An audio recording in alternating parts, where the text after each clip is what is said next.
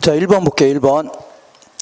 자, 부동산 감정평가에 대한 설명 중 가장 옳은 것은, 자, 거래 사례를 유사 지역에서 구했을 경우 있죠. 이럴 경우에는 그 지역적인 가격 수준이 차이가 나기 때문에 지역 요인을 비교를 해야 됩니다. 그렇지만 인근 지역은 어디예요? 부동산이 속해 있는 지역이죠. 여기이기 때문에 인근 지역에서 구했을 경우에는 지역 요인 비교는 필요하지 않습니다. 그거 할 필요 없죠. 이렇게 같은 지역 내에 있으니까. 그 다음에 3번 볼게요. 이렇게 대로변에 위치한 게 땅이 있는데 56번지 필지다. 자, 물건은 하나인데 앞부분은 이제 백화점으로 쓰고 있다. 그 다음에 뒷부분은요 시장 사람이 쓰고 있다. 이럴 경우는 하나의 물건이라도 이 부분의 가치와 이 부분의 가치는 다르겠죠. 그럼 따로따로 평가해서 합쳐줘야 됩니다. 이걸요 구분평가한다 해줍니다. 읽어볼게요. 대로변에 위치한 1필지의 토지는 전후면으로 가치를 달리하더라도 이를 구분하여 평가할 수 없다가 아니라 구분하여 평가할 수 있다 해줘야 됩니다. 구분하여 평가할 수 있다. 그 다음에 이제 가치라는 거하고 가격을 우리 감정평가에서는 구분하고 있습니다. 이 가치라는 것은 장래 얻을 수 있는 편이겠죠. 요걸 지금 시점의 가치로 바꿔놓은 거고, 가격은요, 자, 이 교환의 대가로 실제로 지불한 돈이죠. 요거를 가격해 줍니다.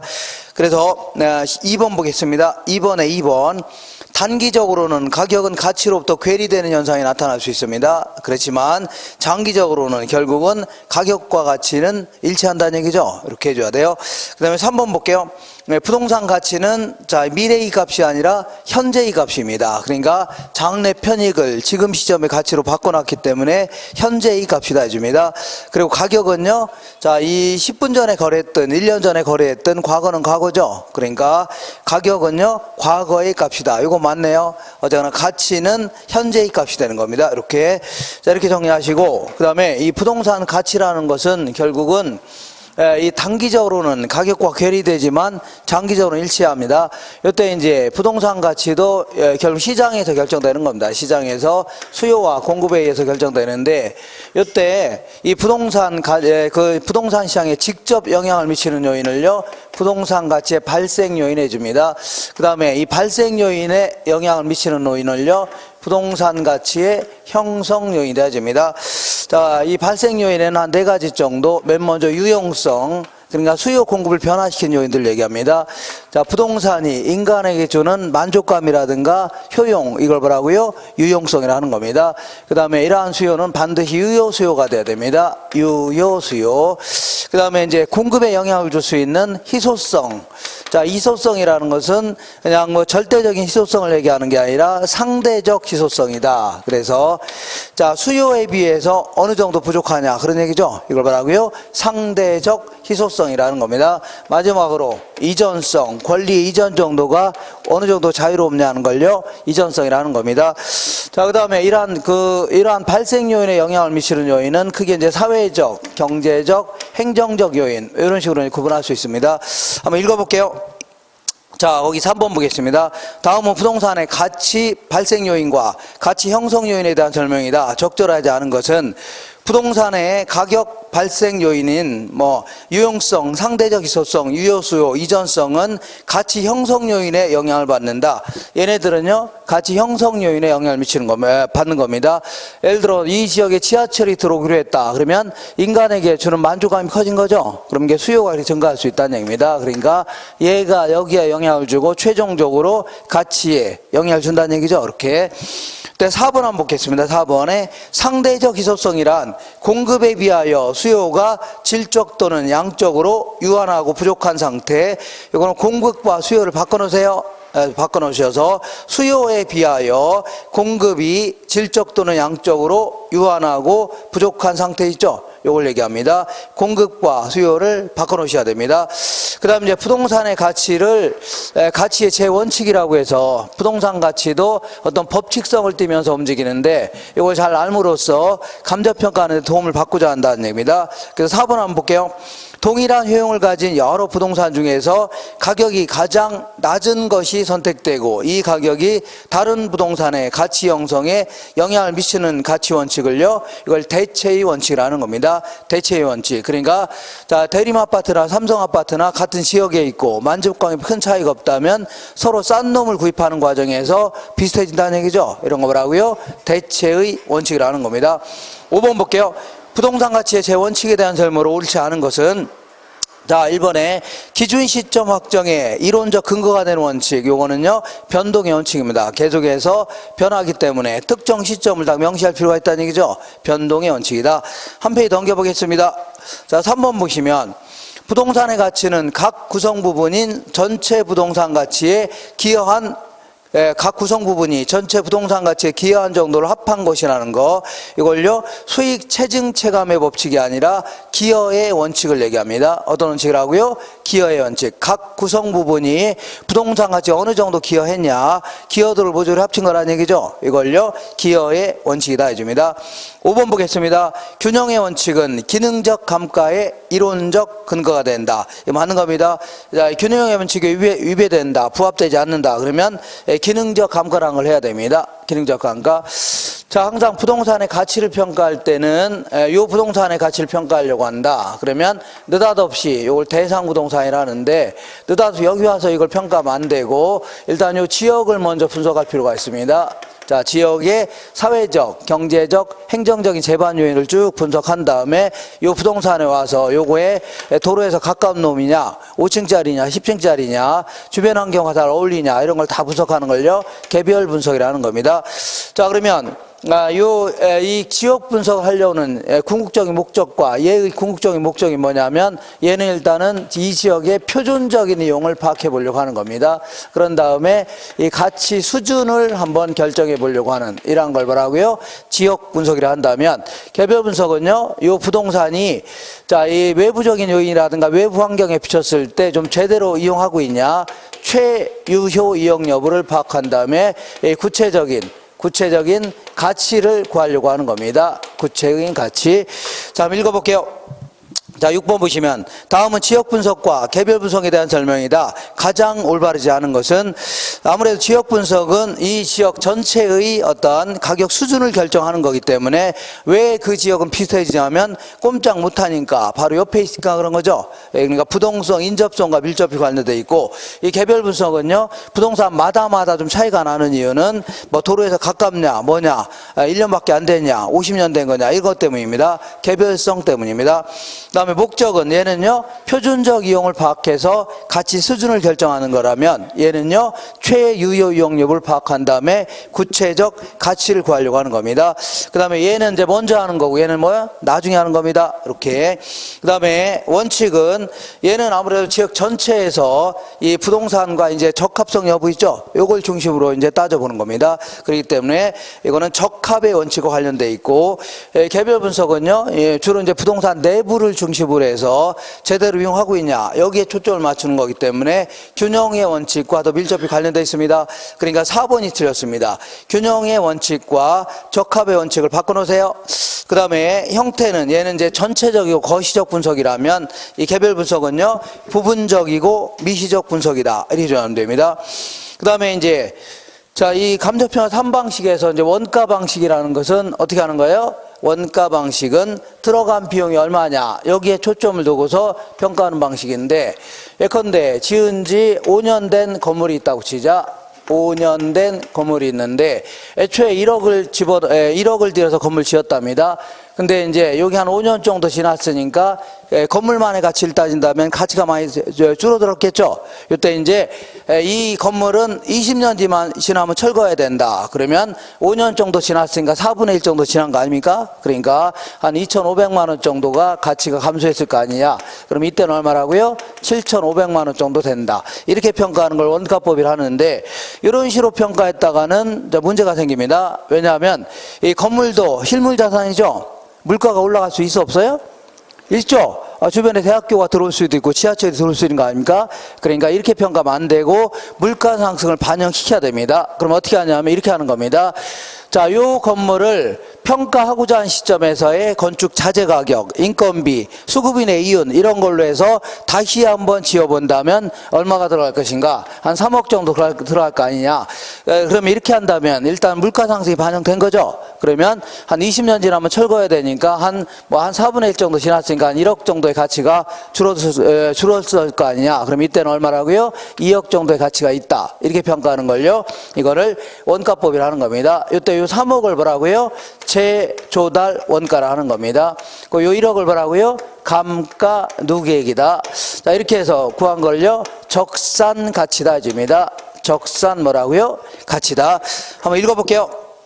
자, 7번 보시면 재조달 원가에 관한 기술이다. 가장 적절한 것은, 자, 오래된 건물의 경우에는 요걸 이제 다시 한번 만들어 보자 그런 얘기인데, 아주 오래된 건물 같은 경우에는 시장에 나가보면 건축 자재가 없죠. 그러니까 만족감이 비슷한 놈을 찾아내서 대체할 수밖에 없다는 얘기입니다. 그래서 요거는 오래된 건물의 경우에는 복조 원가가 아니라 대치 원가가 합리적입니다. 대치 원가.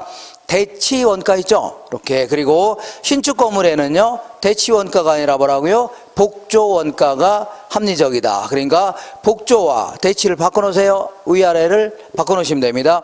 그러면 3번 볼게요. 재조달 원가를 구할 때 직접 건설한 경우에는 자가 건설 기준으로 계산하는 게 아니라 도급 건설 있죠? 도급. 그러니까 수급인의 이윤도 포함시켜서 도급 건설한 걸로 그 기준으로 이거를 다시 한번 평가해야 됩니다. 도급 건설 기준으로 계산한다 해줘야 돼요.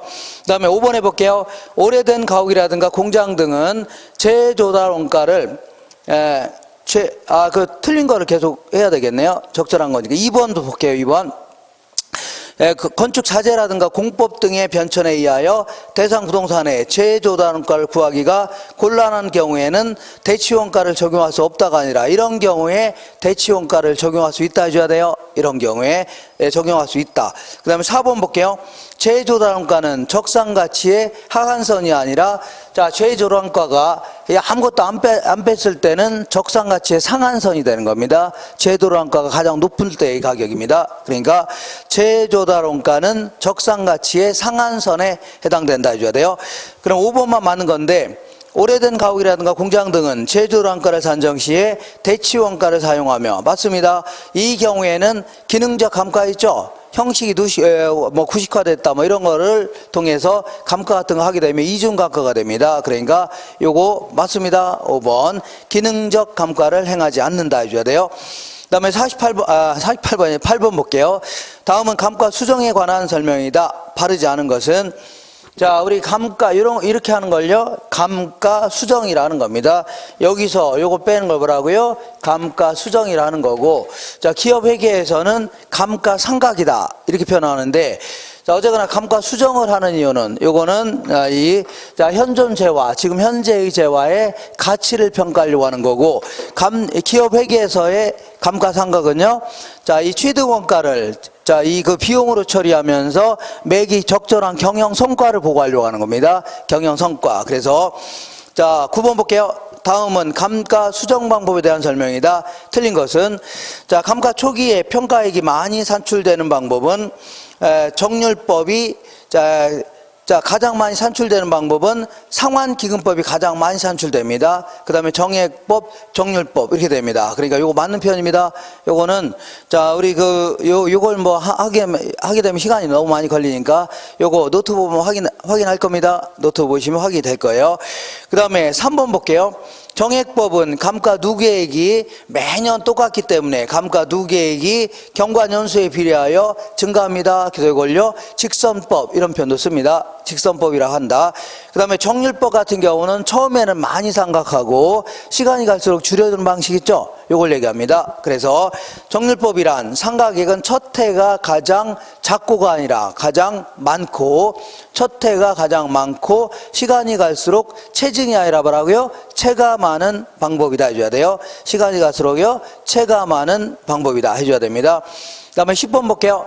다음 중 경제적 감가 요인에 속하는 것은 인근 지역의 세태라든가 주변 환경과의 부적합, 이런 것들은 주변 환경과의 관계에서의 감가 요인이죠. 이런 것들은 경제적 감가 요인 맞습니다. 근데 2번에 능률의 저하라든가 설비의 불량, 이런 것들은 기능적 감가 요인입니다. 뭐라고요? 기능적 감가인. 그 다음에 3번에 도시계획법에 저촉된 건축물이라든가 소유권에 대한 흠결이 있었다, 이런 것들은 법률적 감가요인입니다. 법률적 감가요인. 그 다음에 건물과 부지의 부적응, 설계 불량, 이것도 마찬가지로 기능적 감가요인입니다. 기능적. 그 다음에 형식이 구식화, 설비 부족, 이것도 뭐라고요? 기능적 감가입니다. 기능적 감가. 자, 11번 보겠습니다. 자, 11번 보시면, 자, 이렇게 거래 사례 비교법을 할 때는, 사례를 구할 때는 요 근처에서 구하는 게 좋을 겁니다. 근데 이런 데 사례가 없다면 이 지역과 지역적인 특성이 유사한 지역이죠. 이런 데서 구할 필요가 있는데, 결국은 지역 분석의 대상 지역은 요 정도 범위로 이제 어떻다고요? 확대될 수가 있다는 얘기죠. 이때 자, 만약에 이런 거를요, 인근 지역이다, 이런 걸 말하고요, 유사 지역, 이러한 지역을요, 동일 수급권, 이렇게 표현합니다. 이때 자, 만약 사례를 여기서 구했다, 사례를 여기서 딱 구했다, 이럴 경우에는 이렇게, 자, 사례 부동산의 가격에다가, 사례 부동산의 가격에다가, 그 다음에 저 사례가 특수한 사정이 대입되어 있다 그러면 특수한 사정을 좀 보정해 줘야 됩니다. 이걸 사정 보정한다. 그 다음에 저 사례가 2년 전에 3억에 거래했다 그러면 요즘에 거래한다면 올랐겠죠. 그러니까 시점 수정 좀 해야 됩니다. 그 다음에 자, 저 사례 부동산에 속해 있는 지역과 인근 지역과는 가격 수준은 차이가 날 수 있죠. 요거 수정해 줘야 됩니다. 이걸요, 지역 요인을 비교한다 해줍니다. 이렇게. 마지막으로 사례와 대상은 개별적인 요인도 차이가 날 수 있죠. 그래서 개별 요인도 좀 비교해 줘야 돼요. 이렇게 해서 전부 다 곱한 게 뭐라고요? 비교해서 준한 가치다 해서 비준 가치라는 겁니다. 이때 이제 계산할 땐 사례 부동산의 가격에다가 항상 사례분의 대상 이렇게 한 다음에 사례분의 대상 한 다음에 항상 100분의 100을 놓습니다. 그런 다음에 자, 사례가 20% 저가로 거래했다 그러면 여기다 20 빼주면 됩니다. 그 다음에 시점 수정하는 방법은 지수법이라든가 변동률법을 적용하면 되는데 문제에 따라 달라집니다. 그 다음에 지역 요인 같은 경우에도 사례분의 대상 한 다음에 무조건 100분의 100 한 다음에 지역적인 요인이 지역 요인이 대상 지역이 한 20% 우세하다면 여기다 20 더해주면 됩니다. 그 다음에 개별 요인도 무조건 사례분의 대상을 100분의 100 놓은 다음에 자, 사례가 개별적 요인에서 20% 열세다 그러면 여기 20 빼주면 돼요. 한번 연습해 보겠습니다. 연습. 자, 뭐부터 할 거냐면 자, 12번 볼게요. 12번부터 먼저 볼게요. 1년 전에 10억에 거래된 사례 부동산이 있는데 1년 전에 얼마 거래했다고요? 10억에 거래된 사례가 있답니다. 이렇게. 자, 이때 사례 부동산이 시장 가치 대비 10% 저가로 매입됐답니다. 얘가 사례분의 대상했을 때 얘가 10% 저가로 매입됐죠. 그럼 여기다 10을 빼주면 됩니다. 이렇게. 그 다음에 거래 시점의 지수는 100인데 기준 시점의 지수는 110이랍니다. 부동산 물가 지수가. 그러면 100분의 110 해주면 됩니다. 자, 그 다음에 대상 부동산이 지역 요인에서 10% 열세이다. 그러면 사례분의 대상이 있는데 대상 지역이 10% 열세니까 여기다 10을 빼주면 됩니다. 이렇게. 그 다음에 사례 부동산이 개별 요인에서 10% 우세하답니다. 사례 부동산이 개별 요인에서 10% 우세니까 여기다가 10을 더해줘야 돼요. 이런 식으로 우세한 쪽에다 우세한 정도, 열세한 쪽에다가요, 열세한 정도 빼주면 됩니다. 우세한 쪽에는 우세한 정도 더해주면 되고, 그럼 이거 전부 다 계산하면 됩니다. 계산하면 되는데, 다시 한번 써볼게요. 10억 곱하기 얘는요, 90분의 100이 되겠네요. 요거는요, 100분의 얼마라고요? 110. 그 다음에 이거는요 100분의 90. 얘는 얼마라고요? 110분의 100입니다. 자, 어떤 식으로 계산은 상관없는데 약분이 가능하면 약분하는 게 좋습니다. 자, 얘와 얘는 약분이 가능하네요. 얘와 얘도 가능하네요.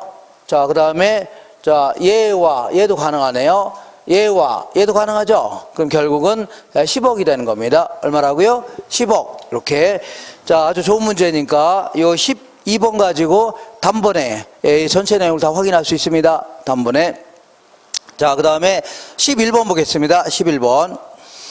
자, 거래사례 비교법을 적용하여 감정평가할 경우에 11번 거래사례 선택의 유의사항 중 틀린 것은 1번 볼게요. 인근 지역 또는 동일 수급권 내에 존재하는 부동산과 관련된 것이야다. 요 정도 범위 내에 있는 걸 구해야 되지 뭐 더 엉뚱한 지역에서 구하면 안 되겠죠. 그 다음에 3번 볼게요. 사례 가격을 기준 시점에 있어서의 가치로 수정이 가능한 것이어야 됩니다. 그러면 2년 전에 3억이 거래했다. 그러면 요즘에 거래하면 올랐겠죠. 요 반영할 수 있지만 50년 전에 1억에 거래된 사례를 요즘 거래하면 얼마냐? 이건 할 수 없겠죠. 그러니까 가능하면 최근에 거래했던 사례 있죠. 요걸 적용하는 게 좋습니다. 그 다음에 이런 얘기를 해볼게요.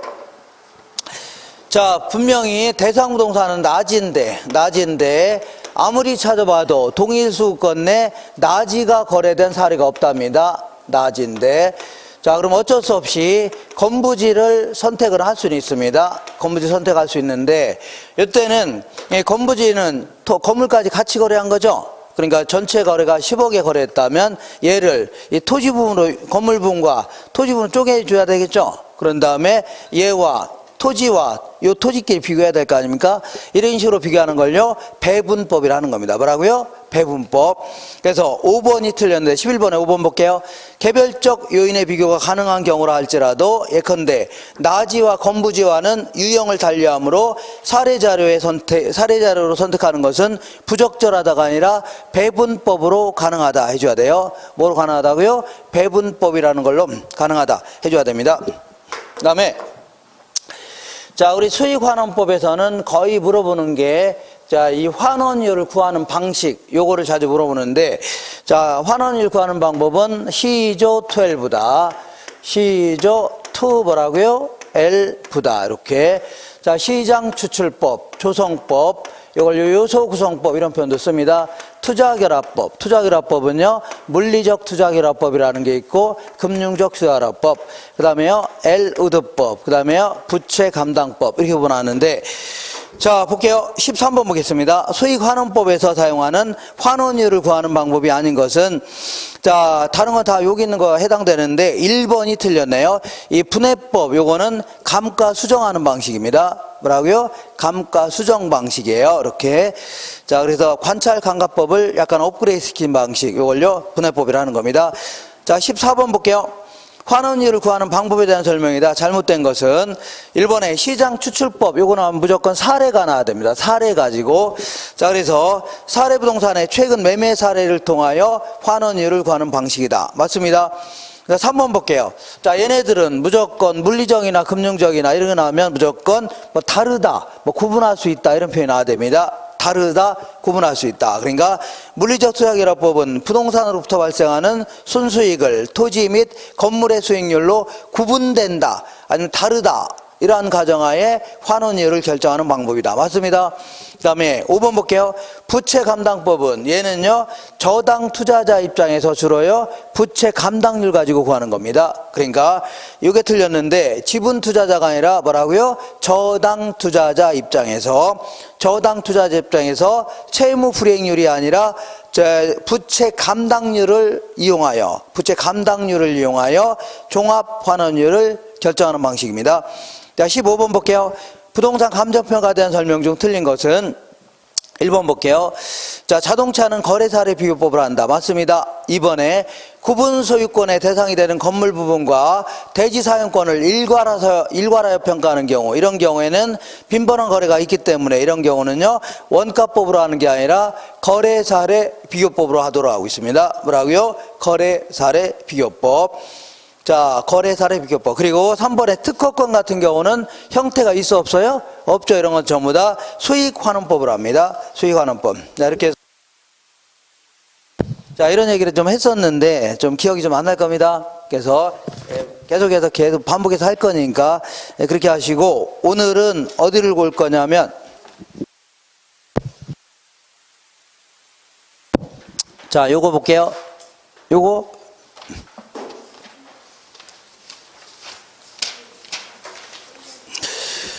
자, 오늘은 49페이지 공부할 겁니다. 49페이지.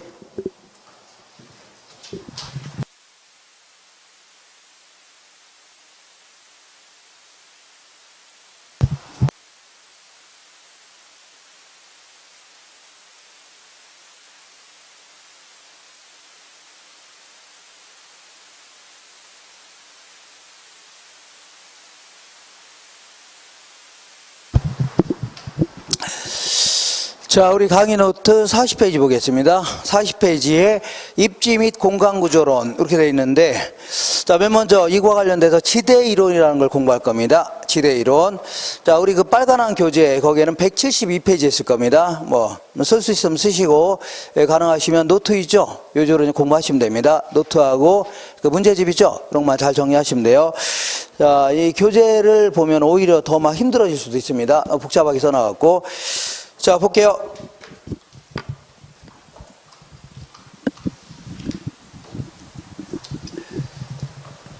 자, 우리 토지 같은 경우는 처분하지 않는 이상은 수익이 영원히 발생해요. 발생하다 말아요. 영원히 발생하죠. 이럴 경우는 한 해의 토지 임대료를 요구 수익률, 적절한 할인율이라는 걸로 나누게 되면 곧바로 토지의 가격이 나옵니다. 혹은 토지의 가치가 나옵니다. 이렇게. 그러니까 요거는 이게 이제 우리 감정평가에서의 수익환원법의 근거입니다. 뭐의 근거라고요? 수익환원법. 그래서 거기 잡다하게 써 있는데 지금 이거 무시해도 됩니다. 그냥 이렇게만 하시면 돼요. 아, 토지 같은 거는 수익이 영원히 발생해요? 발생하다 말아요? 영원히 발생하죠. 그러면 한 해의 토지 임대료를 곧바로 이 요구 수익률, 다시 말하면 자본 수익률을 하는데 이걸로 나눈 게 바로 뭐라고요? 토지의 가치다. 이렇게 정의하시면 됩니다. 이때 토지 임대료를 줄여서 뭐라고요? 지대 이렇게 얘기합니다. 뭐라고요? 지대.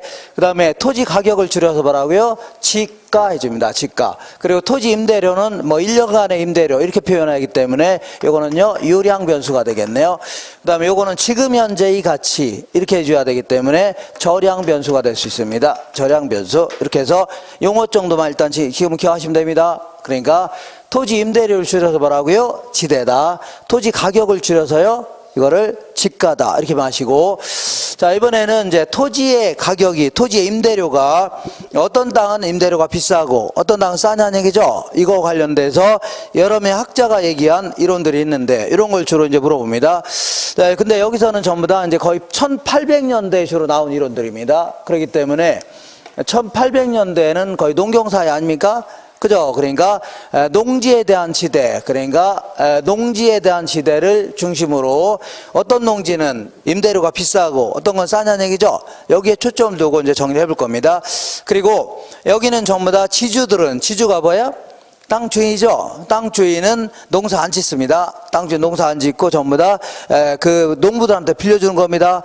그럼 농부들이 빌려서 농사를 짓는 건데 이때 공짜로 빌려요? 뭔가 대가를 줘야 돼요?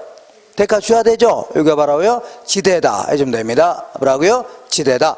자, 그러면 이 농지의 지대가 어떤 땅은 비싸냐 싸냐 이거를 몇몇 학자들이 얘기한 내용들이 있는데 이거는 가끔 물어보니까 정리가 되셔야 됩니다.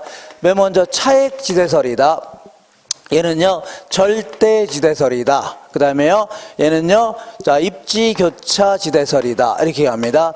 그리고 다른 말로 위치지대설 이런 표현도 쓰는데 요거는 이제 경제학 중에서, 그러니까 경제 철학 같은 게 들어가다 보니까 약간 이해하기가 좀 힘든 면도 있는데, 뭐 그렇다고 해서 뭐 정확히 이해가 안 되시면 결론 있죠? 결론 위주로만 딱딱 정리하셔도 충분히 맞출 수가 있습니다. 요게 지금 요 칸이 바로 결론입니다. 결론.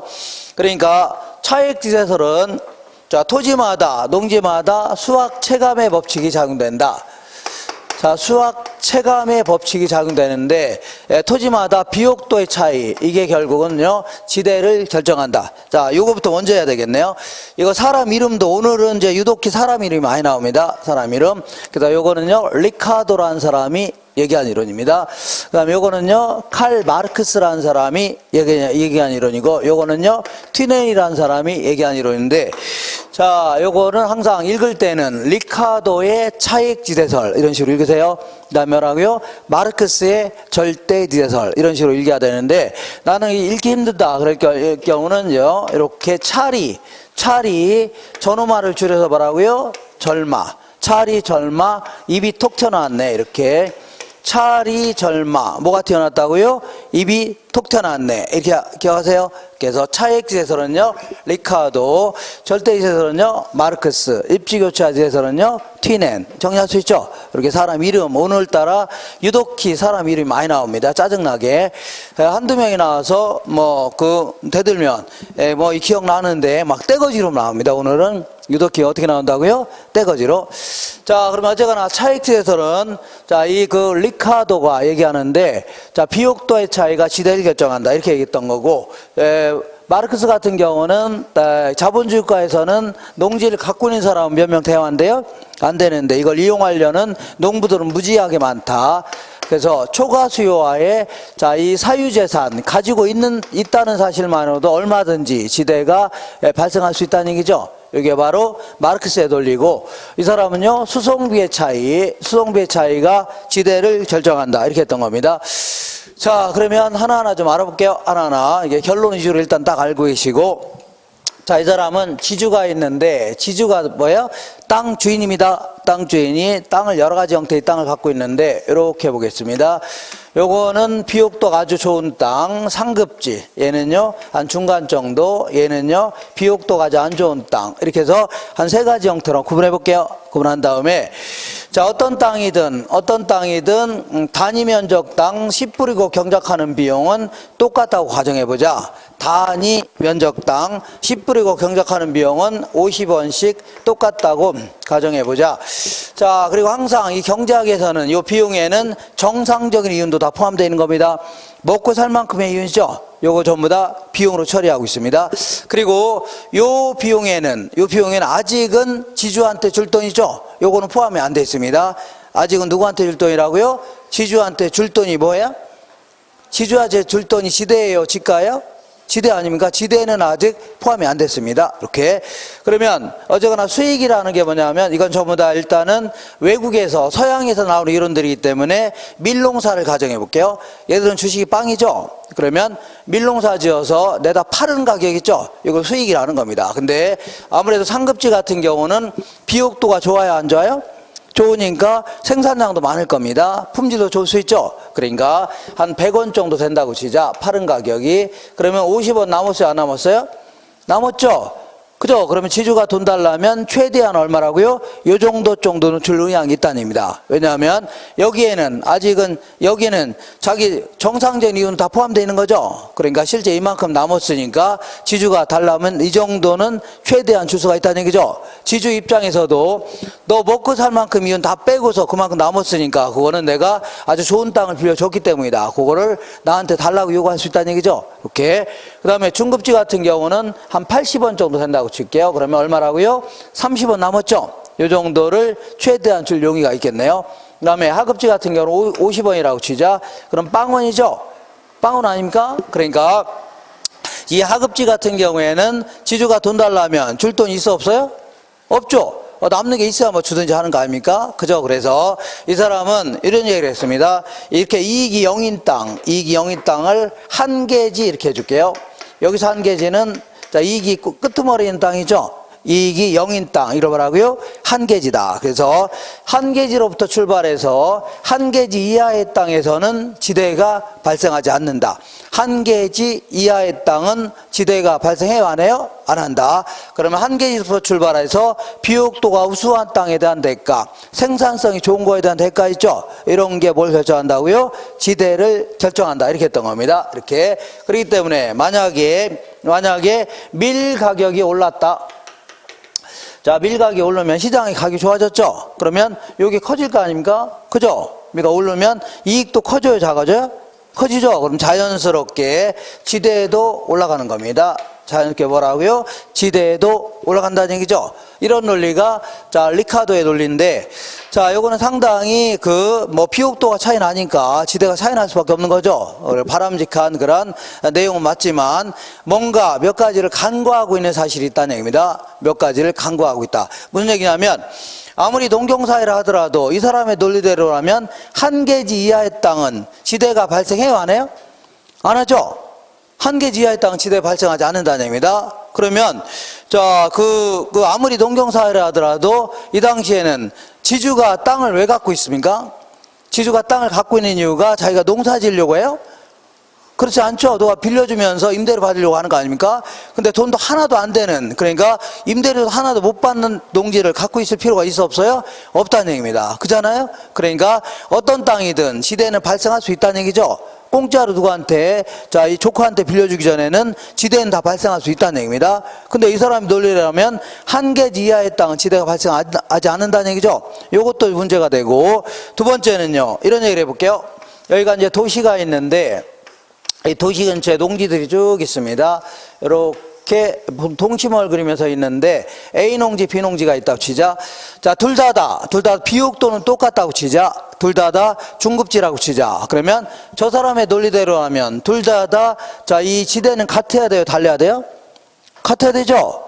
비옥도 같다면 같아야 될 거 아닙니까? 근데 왜 A라는 땅은 지대가 비싸고 B라는 땅은요 지대가 싸냐는 얘기죠. 이렇게 위치에 따라서 지대가 차이가 날 수 있다는 점 있죠. 요걸 또 간과했다는 얘기입니다. 자, 그래서 이제 마르크스라는 사람은 이 사람의 논리를 직접 반박하려고 나온 이론은 아니고 자신의 저서 이 자본론이라는 책이죠. 이 책에서 자 얘기하다 보니까 결과적으로 이 사람의 논리를 반박하는 꼴이 된 겁니다. 자, 그러니까 자본주의 국가에서는 자, 이 농지를 갖고 있는 사람은 몇 명 대화인데요? 안 된다는 얘기입니다. 근데 이거를 이용하려는 수요자들은 굉장히 많다는 얘기죠. 그러다 보니까 지역마다 결국은 소수가 그 지역을 농지를 독점적으로 가지고 있는 이러한 형태가 된다는 얘기죠. 그러다 보니까 결국은 그 지역에서 실질적으로 누가 지배한다고요? 지주가 그 지역을 지배할 수밖에 없는 구조죠. 그죠? 몇 명 안 되고 이용하는 사람 굉장히 많죠. 그걸 지배하는 구조가 될 수밖에 없다는 얘기입니다. 그렇기 때문에 자, 이 한 개지 이하의 땅은, 이 이상의 땅은 자, 차익지대가 발생하죠. 이 사람 논리라면 한 개지 이하의 땅은 이 사람 논리라면 지대가 발생해요, 안 해요? 안 한다는 얘기죠. 근데 이 사람은 한 개지 이상의 땅은 차익지대도 발생하고 때로는 뭐라고요? 지주가 더 붙이면 또 절대지대 있죠. 요것도 발생할 수 있다는 얘기입니다. 그리고 한 개지 이하의 땅은요 절대지대 있죠. 그러니까 지주가 부르는 게 결국은요 임대료가 될 수 있다는 얘기죠. 한 개지 이하의 땅이라도. 예를 들어 볼게요. 한 개지 이하의 땅이 있는데 이하의 땅, 한 개지는 어떤 땅이에요?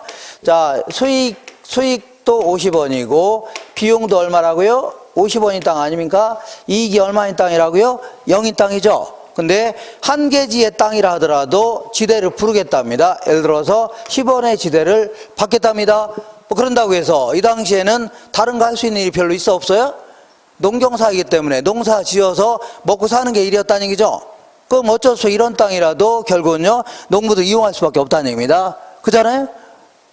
이용할 수밖에 없죠. 근데 문제는 이익이 생겨야 지대를 주는 거죠. 근데 이거는 이익도 안 생기는데 어떻게 지대를 줍니까? 맨날 돈 빌려서 줄 수는 없는 거죠. 그럼 어쩔 수 없이 밀 가격을 올릴 수밖에 없다는 얘기입니다. 60원으로. 그럼 이거 올리면 60원에서 50원 빼면 이익 생겨요, 안 생겨요?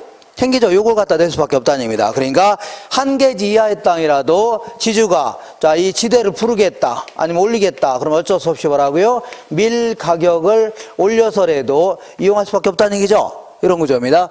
근데 만약 시장에서 밀 가격을 못 올린다 그러면 손해날 수는 없는 거죠. 못 올린다 그러면 어쩔 수 없이 그냥 아까 요 비용에는 뭐가 포함되어 있다고요? 정상적인 이윤도 포함되어 있다고 했죠. 그러면 결국은 정상적인 이윤을 포기하고 줄 수밖에 없네요. 이거는 일종의 뭐라고요? 노동력의 착취가 되는 겁니다. 뭐의 착취라고요? 노동력의 착취다. 이렇게 정리하시면 됩니다. 자, 그 다음에 입지교차지에서는 자, 이거 볼게요. 어떤 땅이든 순이익을 계산해 볼게요. 자, 순이익이라는 것은 항상 수익에서 비용 뺀 거 있죠? 요걸 순이익이라는 겁니다. 매출액에서 각종 비용 뺀 걸요, 순이익이다. 그러면 어떤 땅이든 내다 팔면은 매출액이 생길 겁니다. 밀농사 져서 내다 팔면 매출액 생기죠? 여기다가 이제 씨 뿌리고 경작하는 비용인 생산비를 빼야 되겠네요. 그 다음에 갖다 날르려면 수송비 들어가 안 들어가요? 들어가죠. 수송비도 빼야 되고 각종 경비를 다 빼야 되는 겁니다. 그 다음에 지주한테 줄 돈을 뭐라고요? 지대라는 거죠. 지대도 빼야 되겠네요. 다 뺀 게 이제 실질적인 순이익인데 요 순이익에는 아직 지대는 반영이 안 됐습니다. 뭐는 반영했다고요? 지대는 반영이 안 됐다. 그러면 자, 지주가 돈 달라면 그리고 항상 경제학에서는 요 비용에는 뭐가 포함된다고요? 정상적인 이윤도 포함되는 겁니다. 그러면 이만큼 남아요, 안 남아요? 남았죠? 그럼 지주가 돈 달라면 이 정도는 최대한 지불할 여유가 있다는 얘기죠. 이게 뭐라고요? 지대라는 거. 이런 게 지대를 결정하는 겁니다. 그렇잖아요? 결정하는데, 자, 일단은 A 농지나 B 농지나 비옥도는 똑같다고 가정해보자. 뭘 같다고요?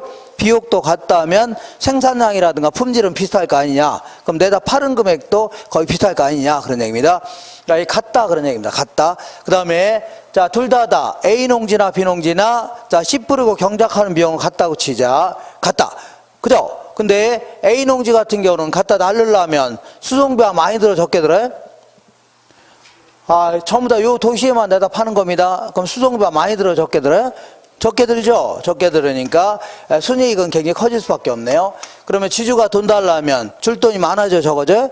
많아진다는 얘기입니다. 그죠? 근데 B라는 농지는 수송비가 많이 들어 적게 들어요? 많이 들죠? 그러면 순이익은 작아지죠? 그럼 지주가 돈 달라면 줄 돈이 많아요, 적어요?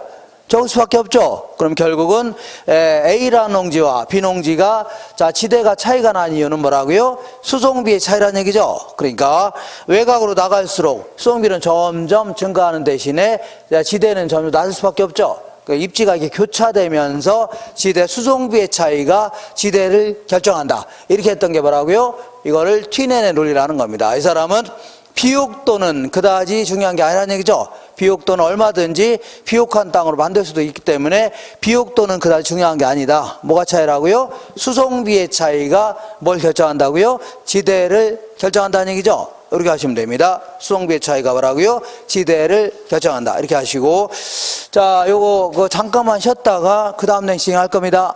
잠깐 쉴게요.